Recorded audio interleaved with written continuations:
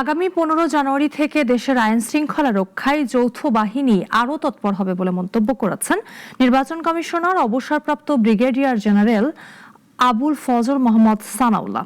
নির্বাচনে পক্ষপাত দুষ্টতার অভিযোগ থাকলে তদন্তের মাধ্যমে ব্যবস্থা নেওয়া হবে বলেও জানিয়েছেন তিনি। চট্টগ্রামে আইন শৃঙ্খলা সেলের সঙ্গে মতবিনিময় সভা শেষে সাংবাদিকদের এসব কথা বলেন তিনি। আরও জানাচ্ছেন একে আজাদ।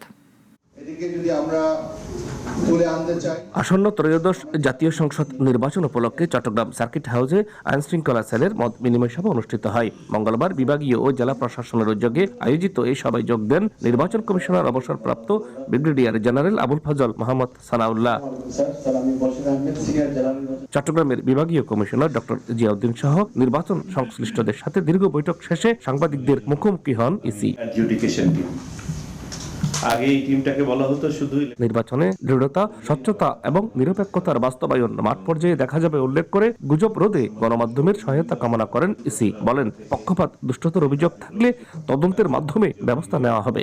পক্ষপাত দুষ্টতা কোথাও কোনো সুনির্দিষ্ট অভিযোগ থাকলে মনে রাখবেন ইলেকটোরাল ইনকোয়ারি কমিটি আছে, আমরা তদন্ত করে ব্যবস্থা নিব।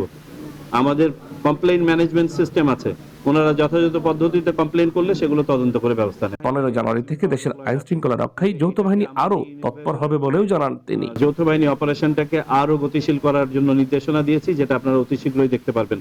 এই সপ্তাহ থেকে দেখতে পারবেন, বিশেষ করে 15 তারিখের পর থেকে এটা আরো বেড়ে যাবে এবং আমরা আশাবাদী যে সেখানে সন্ত্রাসীদের আইনের আওতায় আনার পাশাপাশি অবৈধ অস্ত্র উদ্ধারেও আরো গতিশীলতা আসবে। নির্বাচনে অতীতে যেসব খারাপ নজির দেখা গেছে তার পুনরাবৃত্তি হবে না বলেও উল্লেখ করেন ইসি।